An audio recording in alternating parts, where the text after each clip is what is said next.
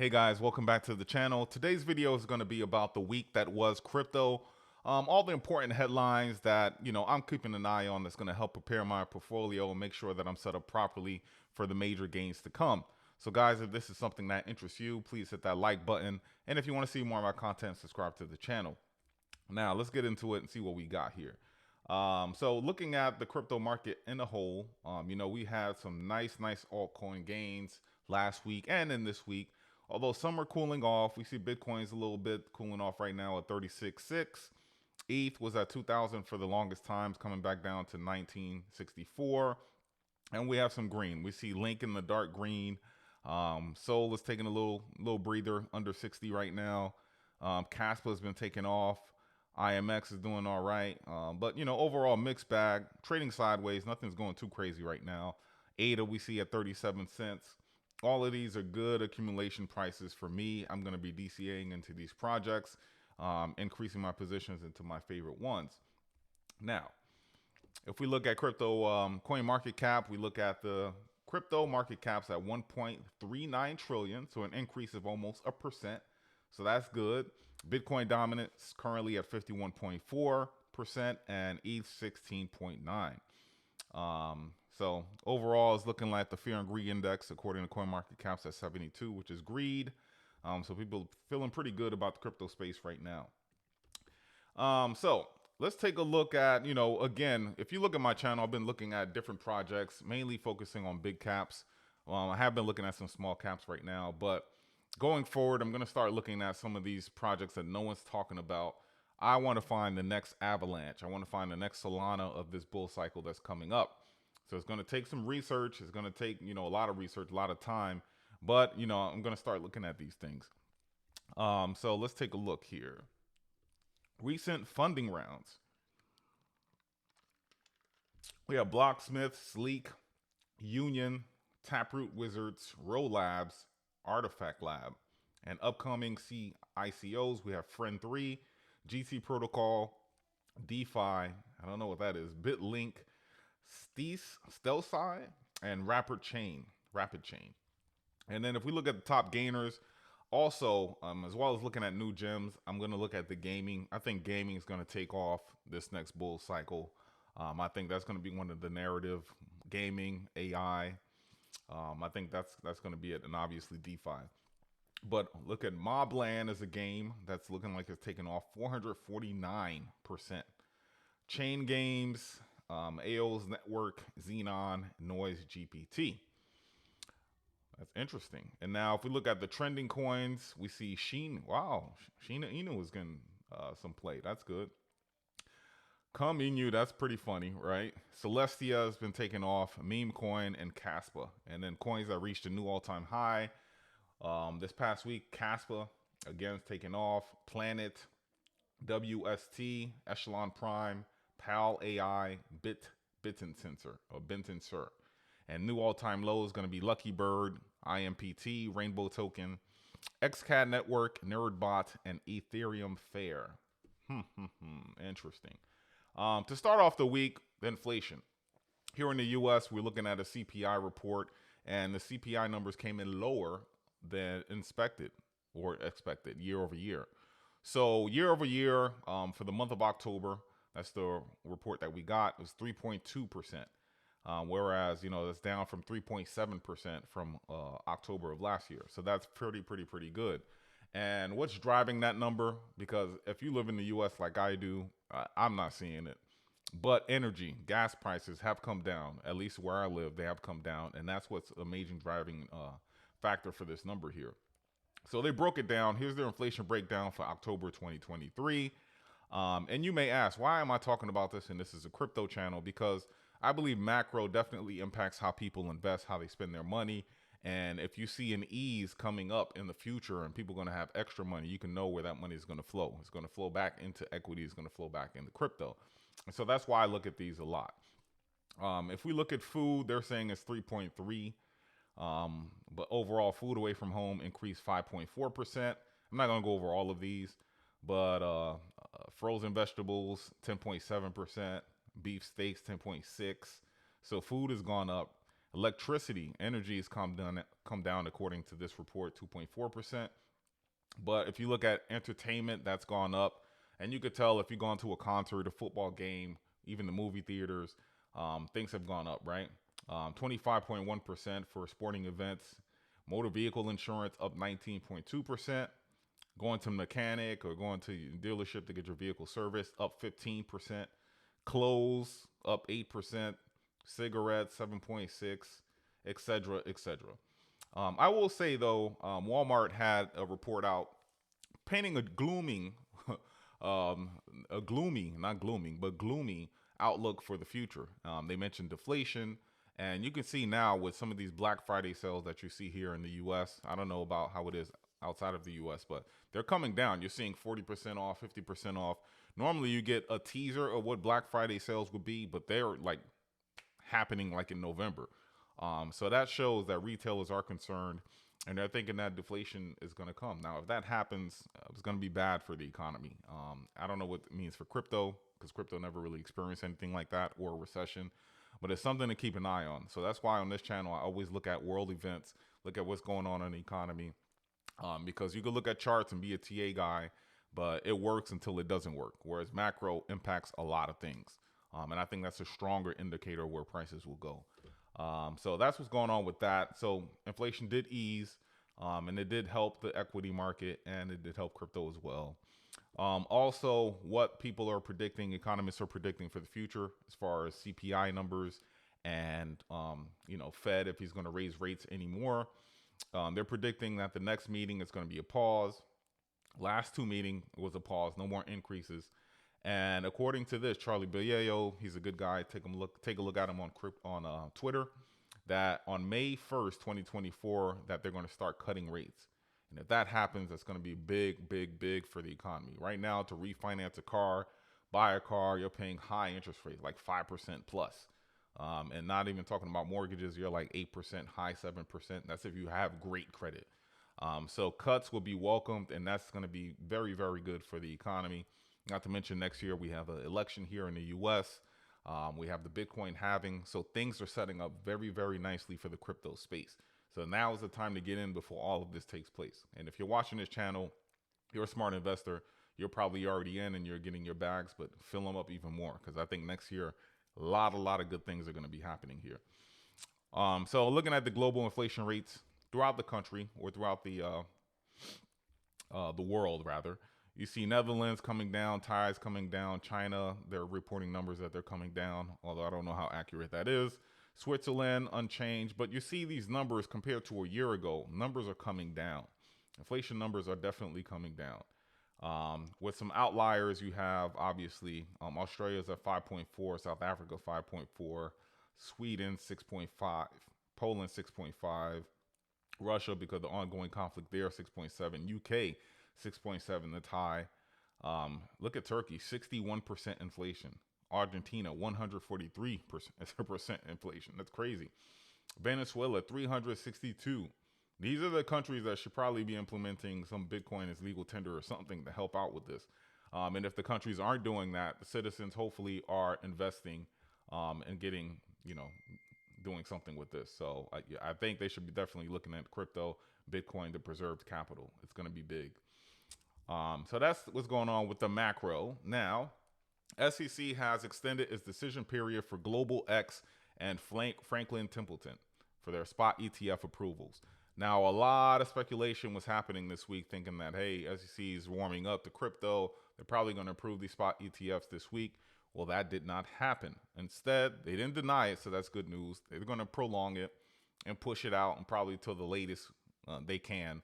And everyone, we're saying that maybe it's going to happen this year. I was under the belief and assumption that it would happen in January of next year.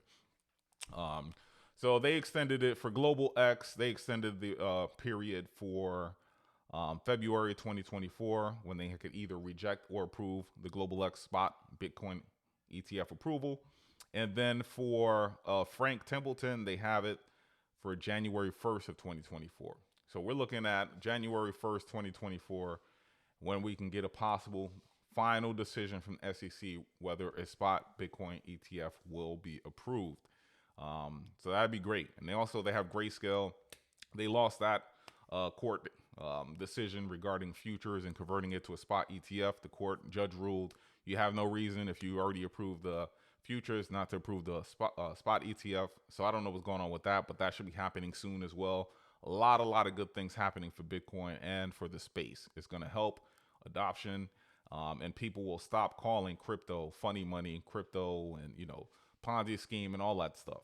It's really shaping up to be an important financial instrument here in the world, not just the U.S. but in the world.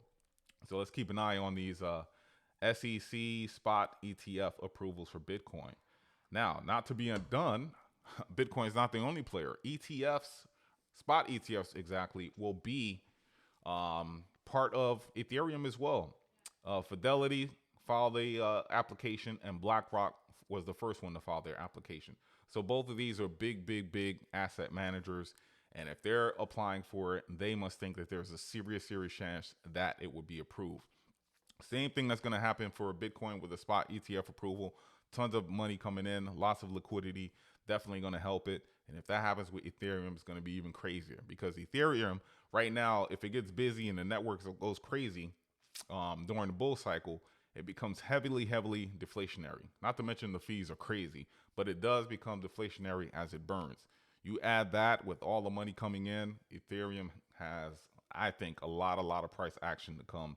And so, although I'm a big Sol and ADA guy, I do hold some Ethereum. I think you always got to hedge your bets, and I think Ethereum can prosper greatly from this.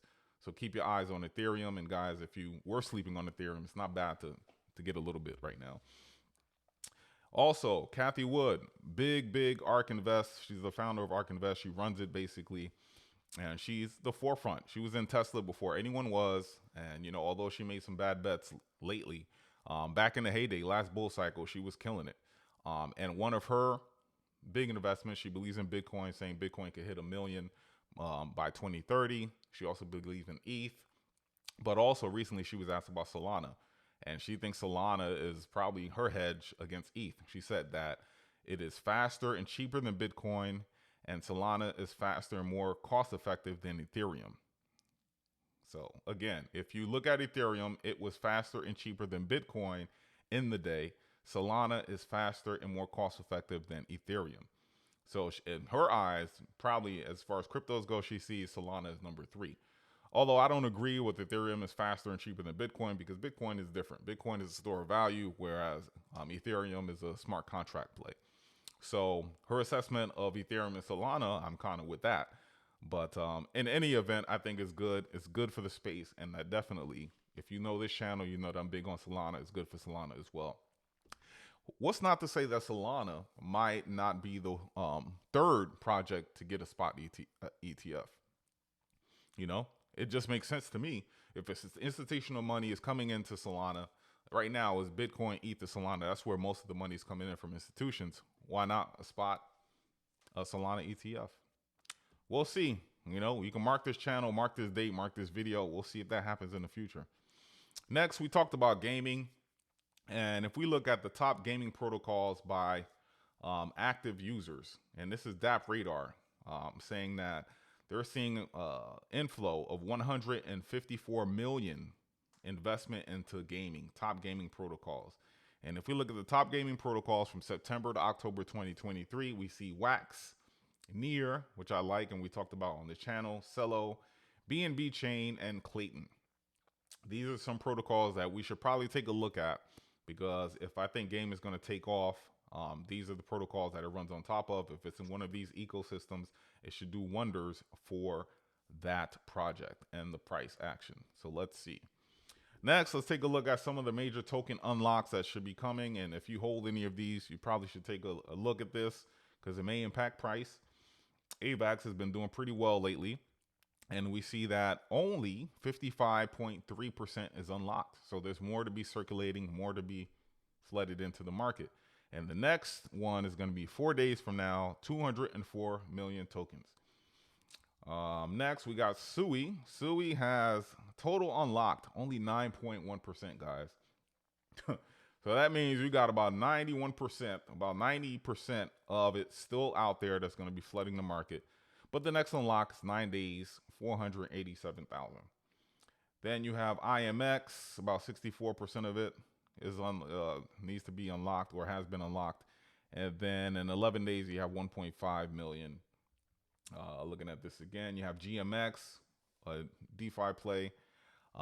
So 94 has been unlocked, so that's good. Not that much coming out. So in 19 days, about 20,000. Aptos, let's see here.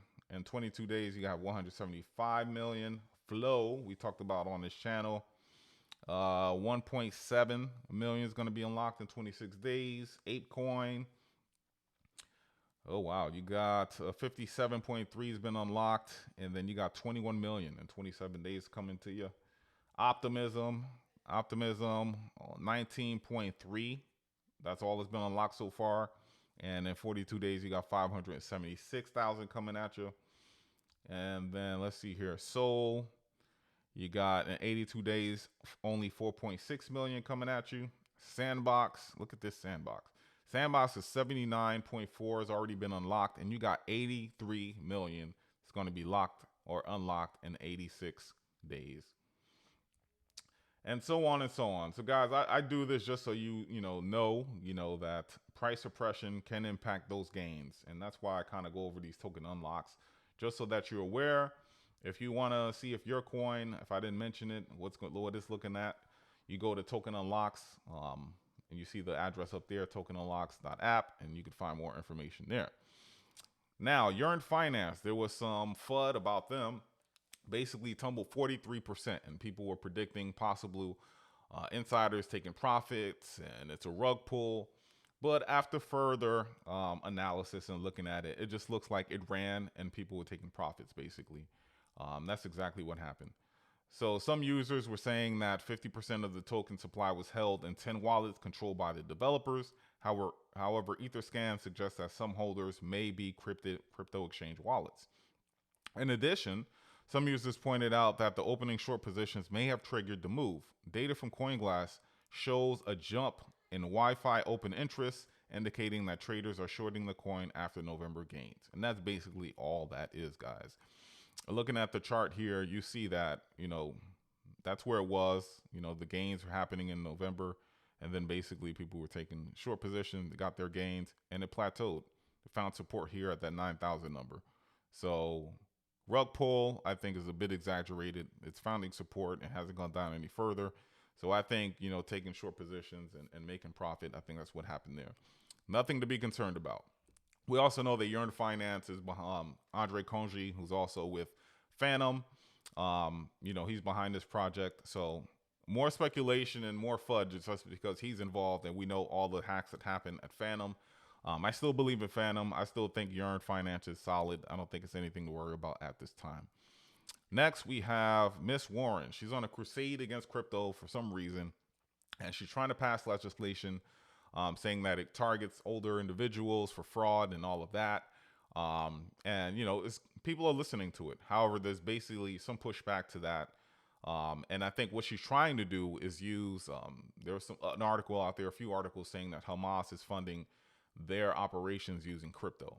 And I think that's her silver lining to see how she can get it pushed through. However, there's pushback against that, saying that, that's not exactly 100% true. If they are using crypto, it can be tracked. But there's other means of how they're funding their operations. So just keep this on the radar if you're here in the U.S. That's what she's trying to do, is push her bill and push some type of regulation through for crypto. Next, we have Germany, total opposite from what's going on with Elizabeth Warren. We have one member of parliament introducing something to have Bitcoin as legal tender. So it's only one member of parliament, but let's see if she can get people behind her, behind this idea, and it's one step in the positive direction. So I like that a lot. Lastly, I'm going to leave you with this. Let's take a look at historically. History doesn't always repeat, but it tends to rhyme, right? And if we look at bear accumulation bull has been following that since 2011. We went through the bear. 2022 was not good. 2023, the ending is starting to be a little bit better, and I think we're in an accumulation phase right now. But come, post halving and all of that, we will be in the bull. And it won't only be for Bitcoin. Bitcoin's going to have its run. It's going to go high. But all these other projects that we've been talking about that you currently hold, they're also going to go higher as well. So right now during the dinner table and Thanksgiving, you're celebrating with your family and they ask you how your Bitcoin's doing and everything like that. You can sit there with a smile and grin internally or externally and know what's going to happen. It's going to be great. It's going to be wonderful. But right now, just keep the faith, ignore all the FUD, continue to DCA in your projects. And that's all I got for you guys today. Hope you enjoy the rest of your weekend. And until next time, thank you for spending your time with me. Talk to you later. Bye.